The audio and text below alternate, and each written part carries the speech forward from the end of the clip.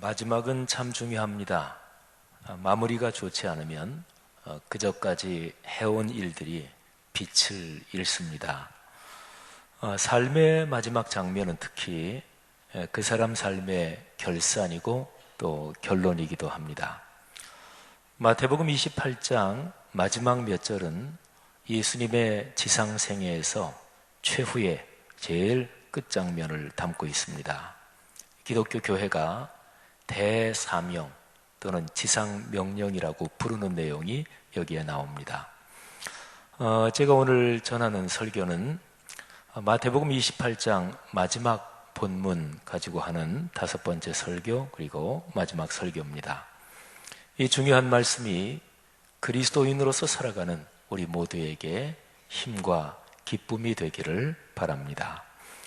예수님께서 지상에 사셨던 마지막 장면은 죽음이 아닙니다. 부활도 아닙니다.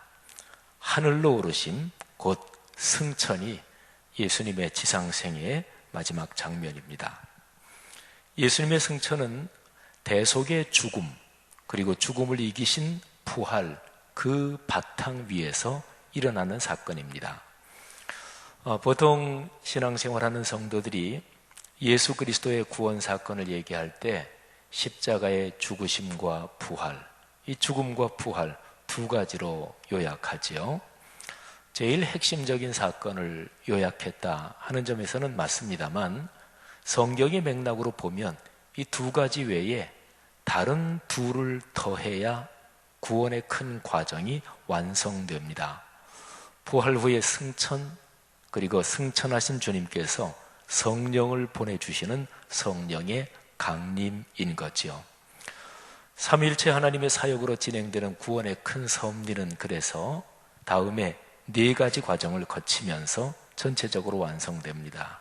첫째가 십자가에서 일어난 대속의 죽음, 둘째가 죄와 사망의 권세를 꺾으신 부활, 그리고 세 번째 영광의 주권자로서 하늘로 오르심, 그리고 마지막 4번째 말세의 구원을 현재 진행형으로 이루시는 성령의 강림, 이렇게 됐죠. 구원의 사건이 진행되는 4가지 순차적인 과정에서 중요한 연결고리가 하늘로 오르심, 승천입니다. 그리고 여기에 지상명령이 연결되어 있습니다. 부활하신 예수 그리스도께서는 승천하시면서 제자들에게 이렇게 명령하십니다. 마태복음 28장 19절 그리고 20절 전반부 내용입니다. 그러므로 너희는 가서 모든 민족을 제자로 삼아 아버지와 아들과 성령의 이름으로 세례를 베풀고 내가 너희에게 분부한 모든 것을 가르쳐 지키게 하라. 아멘. 자, 이 내용을 헬라어의 원문 구조에 초점을 두고 보면 다른 사람들이 제자가 되게 하라, 이 명령이 중심입니다. 한글 성경 번역에서 다른 3가지 동사는 분사입니다. 3가지가 가라, 세례를 베풀어라, 가르치라, 이것인데 이 3가지는 제자가 되게 하라 하는 그 중심 명령을 향하고 또는 겨냥하고 있는 거죠. 그러나 원문 구조, 문장의 원문 구조는 문장의 외적인 형식이니까 그 외적인 형식 구조 말고요, 문장의 내적인 의미의 흐름을 따라 살피면 또 다른 해석의 문이 열립니다. 그리고 이렇게 내적인 의미의 흐름을 따라 이렇게 이 구절을 깊이 묵상한 것은 우리 기독교 신앙의 중심 구조하고 밀접하게 연관되어 있습니다. 자, 생각해 보십시다. 신앙이란 말을 하잖아요. 기독교 신앙. 신앙이란 무엇입니까? 그건 무엇을 믿는 것이고 그 믿음의 대상에게 나의 모든 것을 던져서 헌신하는 것이지요. 기독교 신앙의 대상은 주님이신 예수 그리스도십니다. 좀 더 넓게 표현하면 삼위일체 하나님이십니다. 신앙을 가진 사람은 신앙의 대상인 예수 그리스도를 향하여 존재합니다. 삶의 방향이 그쪽입니다. 삶의 모든 것이 그 방향을 향해 걸어가고 존재하는 거지요. 집 베란다에 화분들 키우시는 분들 많죠. 근데 베란다에 놓인 화분은 언제나 햇빛이 비치는 쪽을 향하여 자랍니다. 꽃도 얼굴을 그쪽으로 향하죠. 식물이 너무 한쪽으로만 자라기 때문에 균형을 잡기 위해서 방향을 좀 돌려놓으면 얼마 지나지 않아서 식물 전체가 잎이나 꽃이나 가지가 자라는 방향이나 다 또 해를 향해서 그렇게 정렬합니다. 신앙이 그렇습니다. 해바라기는 해를 바라는 식물이지요. 그런데 그리스도인은 예수 그리스도를 주님으로 믿고 사는 주바라기라고 얘기할 수 있습니다. 그래서 기독교 신앙의 근본은 주님과의 관계입니다. 마태복음 28장 19절과 20절 전반에 기록된 지상명령에서 초점이 바로 여기에 있습니다. 세상의 모든 민족, 그 모든 사람에게 가서 그들이 주님과 관계를 맺게 하라는 것이지요. 주님과의 관계. 세례를 베풀어라.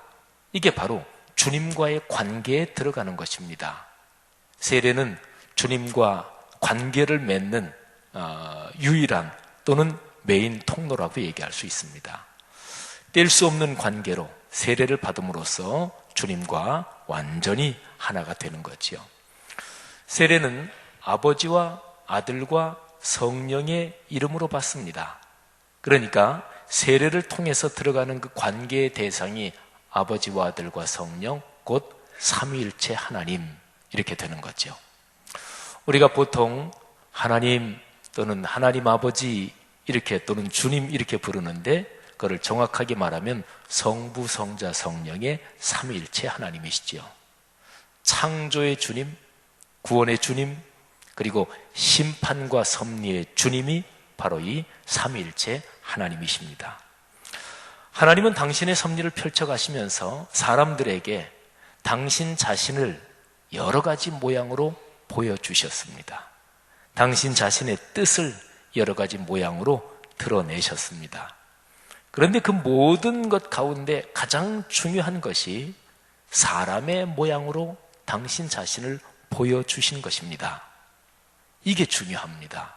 이것 말고 다른 모든 것은 여기에 비하면 다 간접적이고 그리고 다 암시적인 것이었습니다. 사람의 모양으로 하나님이 직접적으로 나타나신 것, 그게 바로 예수 그리스도시지요. 자, 그래서요, 사람이 하나님을 가장 직접적으로 만나는 방법, 그게 바로 예수 그리스도를 만나는 것입니다. 그래서 삼위일체 하나님의 이름으로 세례를 받고 삼위일체 하나님과 뗄 수 없는 관계에 들어가는 것, 그거를 그냥 예수 그리스도 중심으로 표현해도 됩니다. 그러니까 세례를 통해서 우리는 예수 그리스도와 뗄 수 없는 관계를 맺게 된다, 그러는 거죠. 이것이 구원의 사건입니다. 그리스도이신 예수님, 구세주이신 예수님을 나의 주님으로 만나서 그래서 그분의 사람이 되는 거예요. 그래서 그리스도의 사람, 그리스도인이 되는 거죠. 주님께서 주신 지상명령에 내용적으로 두 가지 내용이 담겨 있는데 그중 첫 번째가 그리스도인이 되게 하라. 그러니까 세례를 베풀어라. 이것이 그리스도와 뗄 수 없는 관계를 맺게 해라. 이것이니까 다른 말로 말하면 그리스도인이 되게 하라. 이것입니다. 성도 여러분, 그리스도인은 마땅히 또 교회는 마땅히 세상 사람들에게 그리스도 예수를 알게 해야 합니다. 어떤 사람에게든 이분을 아는 것보다 더 큰 사건은 없습니다. 에베소서 5장 8절 전반부 말씀은 그리스도 예수를 모르던 사람이 그리스도 예수를 알게 되는 이 사건이 얼마나 놀라운 것인가, 이 변화가 얼마나 대단한 것인가, 그거를 아주 단적으로 이렇게 표현합니다. 너희가 전에는 어둠이더니 이제는 주 안에서 빛이라. 보세요. 어둠에서 빛으로. 여러분, 이보다 더 결정적인 대조가 어디 있습니까? 예수 그리스도를 알기 이전 그리고 알고 난 다음의 상태는 어둠과 빛, 이렇게 다르다는 거예요. 그리스도인이 되기 이전과 다릅니다. 진정으로 예수 그리스도를 만났다면 다를 수밖에 없습니다. 자신이 누구인지를 제대로 깨닫는다면 달라야 합니다. 자, 또 한 구절을 얘기해 볼까요? 우리 그리스도인이 제가 조금 전에 인용한 에베소서 5장 8절보다 훨씬 더 많이 알고 있는 구절입니다. 고린도후서 5장 17절이지요. 그런즉 누구든지 그리스도 안에 있으면 새로운 피조물이라. 이전 것은 지나갔으니 보라 새 것이 되었도다. 아멘. 여러분, 이 구절도 그리스도인이 되는 사건이 얼마나 큰 변화인가를 보여주고 있는데요. 이 구절에서 새로운 피조물, 피조, 창조 사건을 말하고 있는 거예요. 그리스도인이 되는 사건은 하나님이 세상을 창조하실 때에 바로 그 사건과 같다는 거죠. 그리스도인 여러분들이요, 우리가 어떤 존재인가를 분명하게 깨달으며 살 수 있기를 바랍니다. 그리스도인으로서 우리가 다른 사람을 또 그리스도인이 되게 해야 한다는 것을 다시금 생각하고 늘 이 일에 헌신하는 그리스도인이 됐으면 좋겠습니다. 자, 주님의 지상명령을 내적인 의미의 흐름, 내적인 구조를 따라 살피면 두 가지가 드러난다고 말씀드렸죠. 지금까지 제가 말씀드린 게 그 중에 첫 번째입니다. 그리스도인이 되게 하라. 자, 이제 두 번째입니다. 자, 두 번째는 첫 번째 그리스도인이 되게 하라 하는 이 첫 번째와 논리적으로 아주 탄탄하게 또는 쉽게 연결되어 있습니다. 자, 한번 상식적으로 생각해 보십시오. 그리스도인이 됐습니다.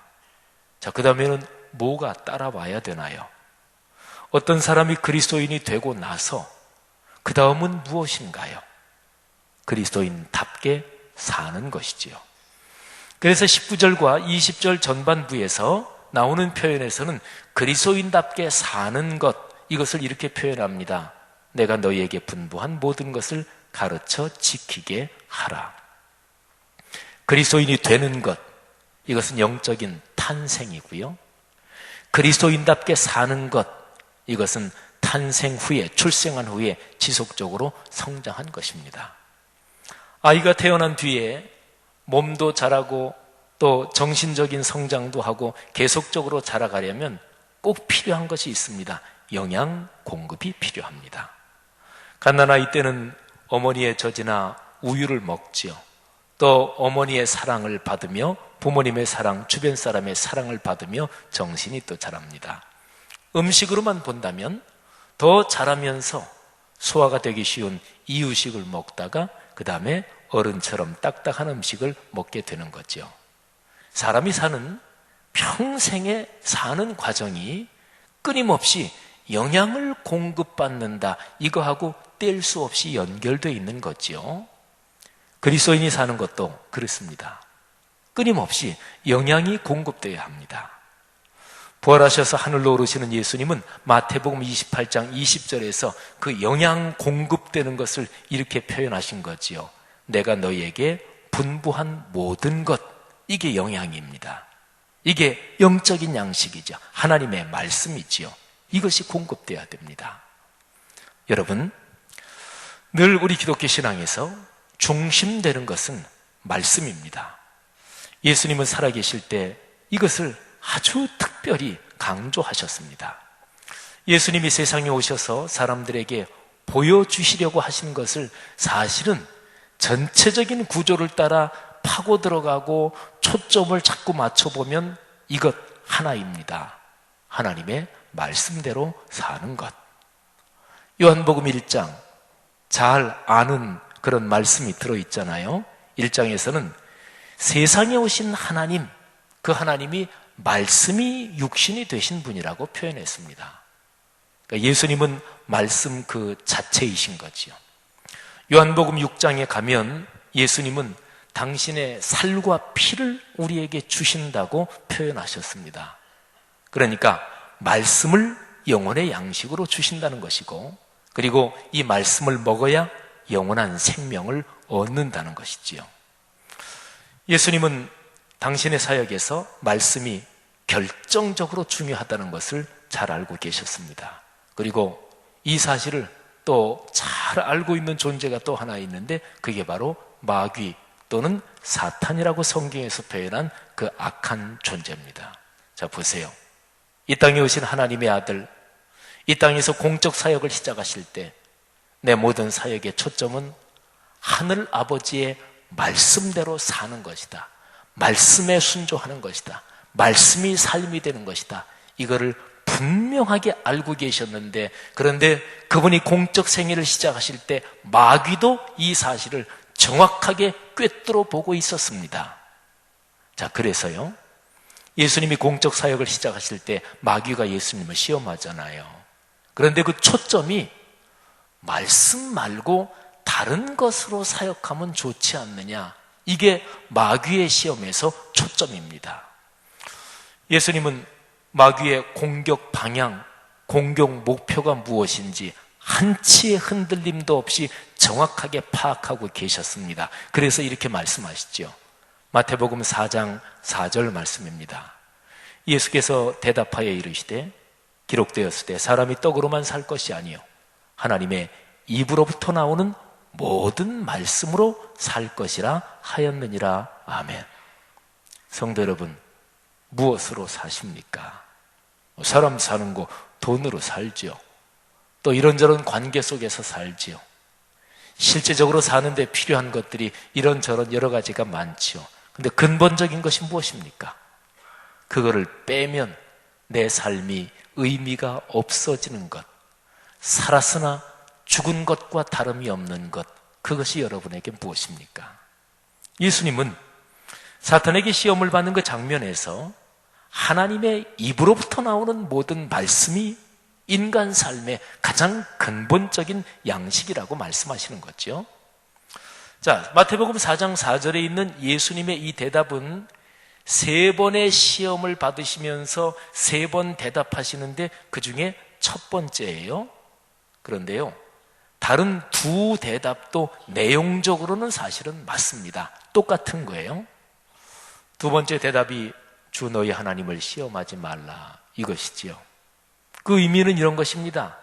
말씀 이외에 다른 그 어떤 것으로 사역하려는 것, 그거는 하나님을 시험하는 것입니다. 돈으로 사역하려고 하십니까? 경험으로 사역하려고 하십니까? 지식으로 사역하려고 하십니까? 인간 관계의 끈으로 사역하려고 하십니까? 하나님을 시험하는 것입니다. 세 번째 예수님의 대답이 주 너희 하나님께 경배하고 다만 그를 섬기라, 이것인데 이 대답의 의미는 이렇습니다. 말씀 이외에 다른 그 어떤 것도 삶의 권위로 두면 안 된다. 더군다나 말씀보다 더 높은 자리에 다른 그 어떤 것을 두는 것은, 그것은 우상에게 경배하는 것이고 하나님께 경배하기를 거부하는 것이다 하는 뜻입니다. 여러분, 마귀가 모양을 바꾸어 이렇게도 공격하고 저렇게도 공격하지만 초점은 하나입니다. 말씀이라는 신앙의 기둥을 무너뜨려야 된다. 이게 마귀의 공격의 초점입니다. 여러분, 그리스도인으로서 복되게 사는 방법이 무엇입니까? 마귀하고는 정반대로 하면 되고 예수님이 하신 대로 똑같이 하면 되죠. 말씀이 우리 삶의 중심 기둥이 되기를 축복합니다. 자, 예수님께서 마태복음의 맨 마지막 장 그 지상 명령에서 하신 말씀, 그리스도인답게 살기 위해서는 말씀을 가르쳐 지키게 하라 말씀하셨죠. 자, 가르친다는 말은 상대적으로 배운다 하는 것을 포함하죠. 가르치는 것이 곧 배우는 것이기도 합니다. 기독교 신앙은 말씀을 가르치고 배우며 또 가르친 대로 배운 대로 사는 것입니다. 자, 가르쳐 지키게 하라. 이게 헬라어로 보면 가르치라. 이게 이제 동사예요. 근데 그 뒤에 나오는 것, 지키는 것, 이게 목적이요, 목표입니다. 그러니까 한글로 번역한다면 지키도록 가르쳐라 하는 것이고 지킬 때까지 가르쳐라 하는 것입니다.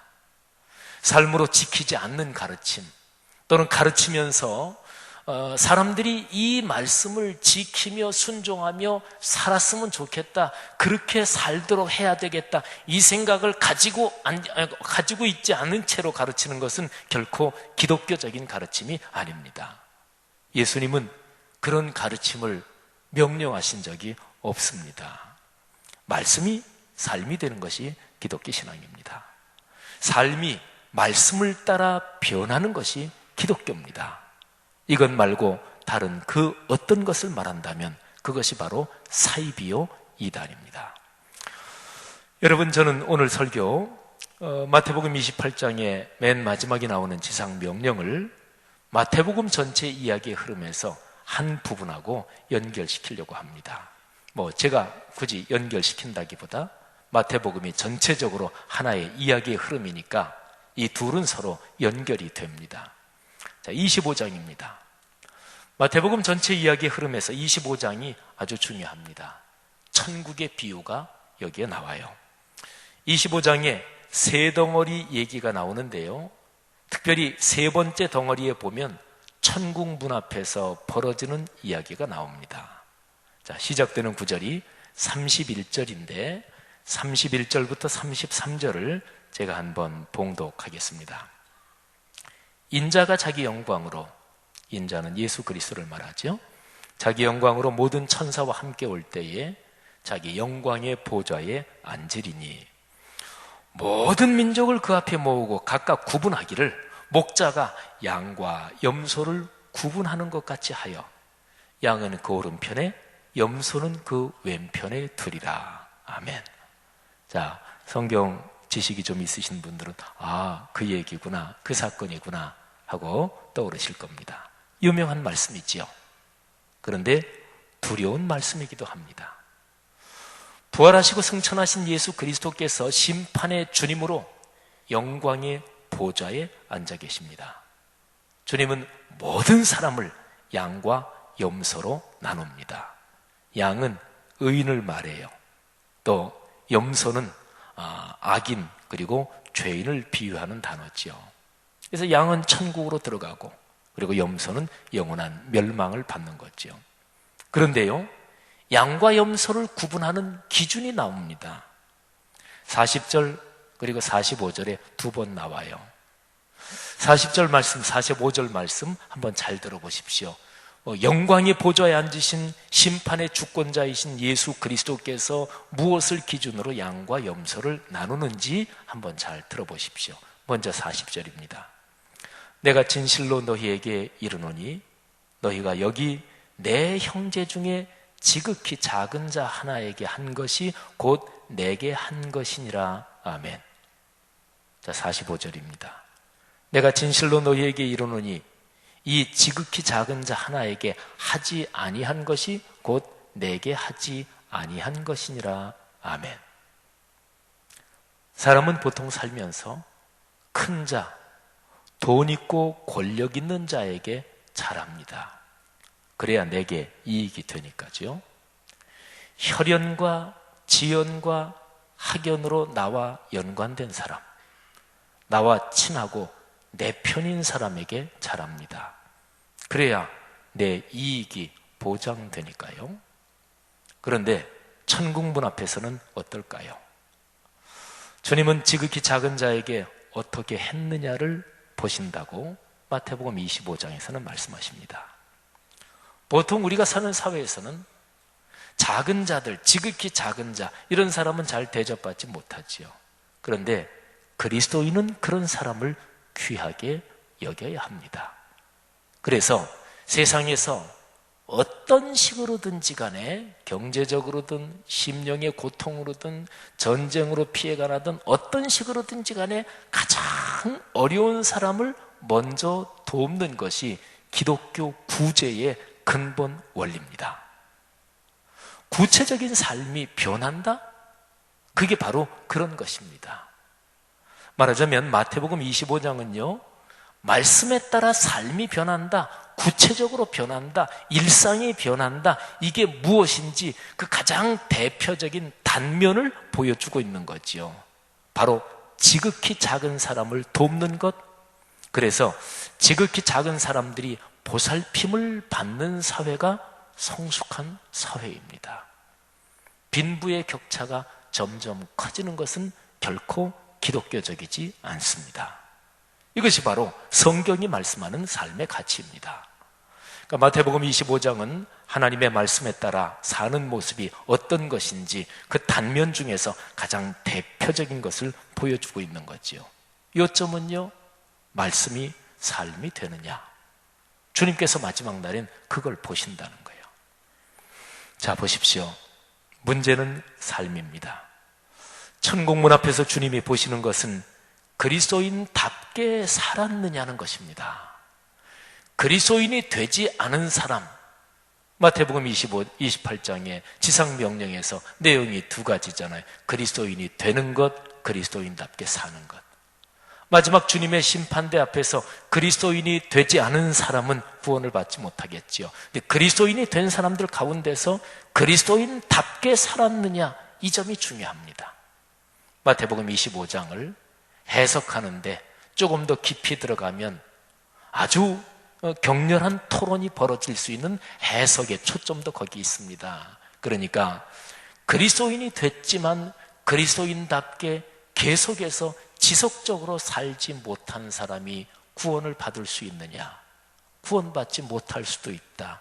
이렇게도 해석할 수 있는데 오늘 설교의 초점은 그 문제는 아니니까. 어쨌든 요점은 그거예요. 그리스도인답게 살았느냐? 주님은 그거를 보신다고 말씀하고 계시죠. 위에서 제가 에베소서 5장 8절 전반부를 인용했지요.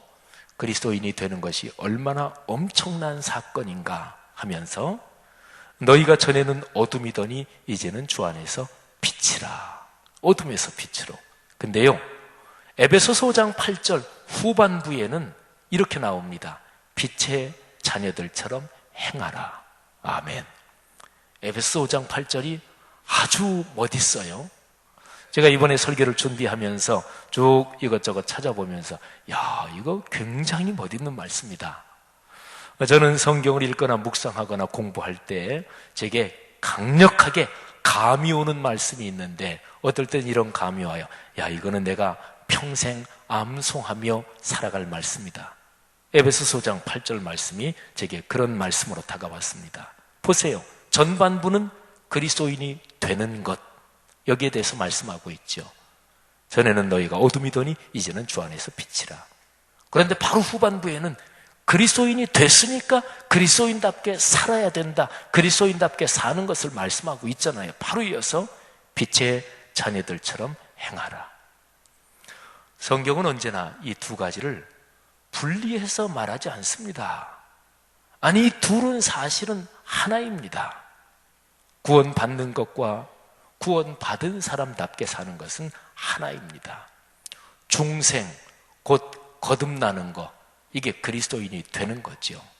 그리고 성화, 성결, 거듭난 사람이 지속적으로 거룩해지는 것, 이게 그리스도인답게 사는 거지요. 이거는 하나입니다.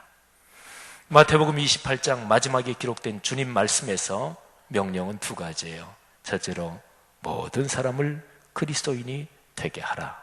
성도 여러분들이요, 주님의 명령입니다. 지상 명령입니다. 절대 명령입니다. 이 첫 번째 명령에 순종하는 우리가 됩시다. 그리고 두 번째 명령입니다. 모든 그리스도인이 그리스도인답게 살게 하라. 이 말씀은 무엇보다 먼저 그리스도인이 된, 지금 그리스도인으로 살고 있는 우리에게 주시는 주님의 명령입니다. 사랑하는 내 아들 내 딸아, 그리스도인답게 살아라. 지상 명령입니다. 주님의 절대 명령입니다. 이 두 번째 명령에 순종하고 헌신하는 우리가 됩시다. 마태복음 28장의 명령에 헌신하며 사는 성도마다, 그 그리스도인의 가정 가문마다 하나님께서 동행하시며 필요한 것을 채우실 줄로 믿습니다. 그 길은 한마디로 단적으로 얘기하면 예수 그리스도께서 지신 십자가를 나도 지고 주님께서 내게 맡기신 내 십자가를 지고 걸어가는 길입니다. 그 길에 주님께서 영원한 천국의 면류관을 약속하신 거죠. 또 주님은 그런 약속도 하셨습니다. 저 오는 세상에서 뿐만 아니라 이 땅에서도 100배의 축복을 받지 못할 사람이 없느니라. 아멘. 이 복을 모두 누리며 사시기를 주의 이름으로 축원합니다. 기도하겠습니다. 들은 말씀을 가슴으로 끌어안고 이 시간에 주님 앞에 자신을 성찰하며 기도하는 시간을 갖겠습니다. 두 가지 주님의 명령을 우리가 들었습니다. 다른 사람을 그리스도인이 되게 해라. 그 다른 사람을 범위를 내 마음대로 좁히면 안 됩니다. 세상 모든 사람입니다. 물론 바울처럼 우리가 세상 전역으로 다 다닐 수는 없습니다. 어느 교회도 그 교회가 세상 전역을 다 선교하지는 못합니다. 하나님께서 내게 주신 은혜에 따라, 기회를 따라, 명령을 따라, 또 우리 교회에 주신 은혜와 명령을 따라 하나님의 뜻이 분명하면 거기에 겸허하게 순종해야 하는 것이지요. 저는 우리 교회 성도님들이 주님의 복음을 땅끝까지 전하는 선교에 한 분도 빠지지 말고 한 달에 10,000원 이상씩은, 한 달에 돈 10,000원은 한 분도 빠짐없이 다 참석했으면 좋겠어요. 교회에서 종종 가장 커다란 문제는 신앙이 좋은 분들과 그리고 그저 그렇게 신앙생활하는 분들의 격차가 점점 더 벌어지는 것입니다. 사랑하신 여러분, 이 주님의 선교에 참여하겠습니다. 그리고 내가 주님의 자녀답게 더 신앙이 성숙하게 하옵소서. 다 같이 주님 앞에 고백하며 한 마음으로 기도하겠습니다. 하나님 아버지, 은혜를 감사합니다. 주의 거룩한 사랑과 주님의 거룩한 섭리의 은총을 따라서 여기까지 걸어왔고, 아버지 앞에 간절히 기도하는 마음으로 또 인생길을 걸어가고 있습니다. 아버지, 저희를 축복하옵소서. 세상 모든 사람을 그리스도와 관계 맺도록, 세상 모든 사람들이 예수 그리스도를 나의 주님으로 고백하도록 오 주여 역사하시기를 간절히 원합니다. 하나님 아버지, 그리고 그 사람들이 그리스도인답게 살도록, 말씀의 삶으로 이어지도록 아버지께서 축복해 주옵소서. 오 주여, 심에도 부족한 저 하나님께서 세우신 자리에서 말씀을 부여잡고 그 말씀에 순종하며 살겠습니다. 아버지, 귀한 공동체 한 사람도 빠짐없이 모두 그 길을 걷도록 주께서 축복해 주옵소서. 아버지, 함께 하옵소서. 이 시간에 간절한 우리의 기도를 주님께서 받아 주옵소서. 오 주여, 감사합니다. 하나님 아버지, 주님의 크신 은혜 진심으로 감사합니다. 이 시간에 진실한 마음으로 고백한 우리의 기도 받으신 것을 믿습니다.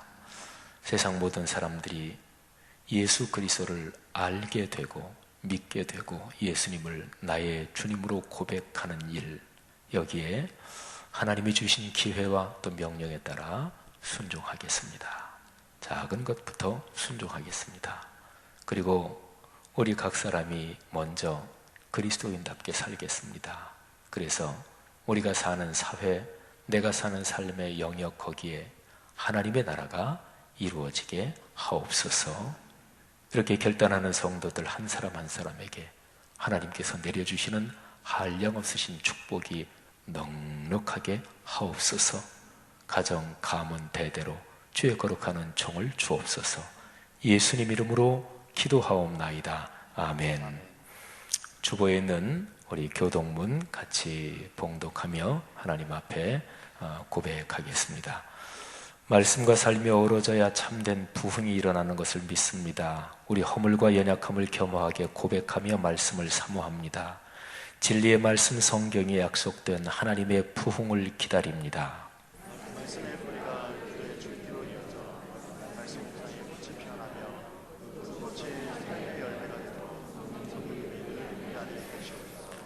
삼위일체 하나님의 임재와 현존으로 사랑의 음성을 들려 주옵소서. 주님, 우리 공동체의 비전을 굳센 믿음으로 거듭하여 선포합니다. 하나님 말씀의 거룩한 리더십으로 그리스도인의 삶과 세계를 변화시킨다. 아멘. 다 일어나셔서 339장 찬송하고 축도함으로 예배를 마치겠습니다. 가사가 우리의 진실한 고백이 되게 찬양합시다. 내 주의 지신 십자가 우리는 언제가 위에만 있는 십자가 내게로 있도록 내 몫에 태인 십자가 늘 지고 가리라. 그 멸류관을 쓰려고 저 천국 가겠네. 저 수정 같은 길에서 멸류관 벗어서 주의 수 앞에 바치며 늘 찬송하겠네. 저 천사 소리 높여서 늘 찬송할 때에 그 좋은 노래 곡조가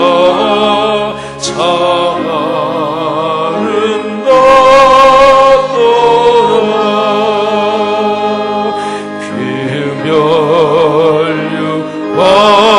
멸류관도 귀하고 부활도 귀하다. 저 천사 내려 보내사 날 영도하소서.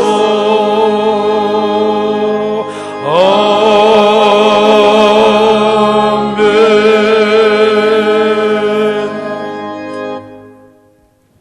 우리가 드린 예물이 이것 말고 다른 것은 우리의 것이 아니고 우리의 모든 것이 다 주님의 것임을 성경에서 가르친 대로 이 시간 다시 한번 기억하고 그렇게 고백합니다. 우리가 주님 앞에 헌금 드리는 것이 사회단체에 내는 기부금이 아닌 것을 이 시간 다시 한번 기억하며 주님 앞에 고백합니다. 주여, 모든 것이 주님께로부터 왔습니다. 우리의 생명도 주님의 것입니다. 내가 사업해서 벌은 돈, 내가 인생길 걸어가며 직장에서 지금 여기까지 올라온 직위 또는 내 지식과 내 모든 것이 주님께서 주신 선물입니다. 감사합니다. 그 중에 하나님의 교회 공동체를 통해서 직접적으로 주님의 일에 헌신하며 열의 하나를 드리며 감사의 물 주일원금을 드립니다. 선교 장학 건축을 위해서 주님 앞에 헌금을 바칩니다. 하나님께서 이 헌금 받아주시고 하나님께서 물질의 주인이시니 성도들의 경제생활을 축복해 주옵소서. 주관해 주옵소서. 사업과 직장 경제활동에 막힌 길은 열리게 하시고 취업이 되게 하시고 거래처가 늘어나게 하시고 손님이 많이 오게 하시고 직장에서 인정받게 하옵소서. 그 모든 일에서 성실하게 겸허하게 최선을 다해 아름다운 열매 거두게 하옵소서. 병든 사람에게 지금 주님께서 안수하사 병처에서 일으키게 하옵소서. 주여 낫게 하옵소서. 의학과 의술의 모든 과정도 주님의 신유의 역사 이온이 하나님 아버지 의합과 의설의 효과가 10분 발휘되게 하시고 그 안에서 역사하시는 주님의 손길을 체험하게 하시며 성령께서 안수하사 기적을 보여 주옵소서. 귀한 성도들의 아들, 딸, 손녀, 손자 걸어가는 인생길 가문을 번창케 하옵소서. 이제는 우리의 주님 예수 그리스도의 은혜와 하늘아버지의 사랑하심과 늘 우리 손 꼭 붙잡고 걸어가시는 성령 하나님의 통행하시는 축복이 하늘 백성 머리머리 위에, 이분들을 통해 오늘의 세계 위에 지금부터 영원히 같이 계시기를 축원하옵나이다. 아멘.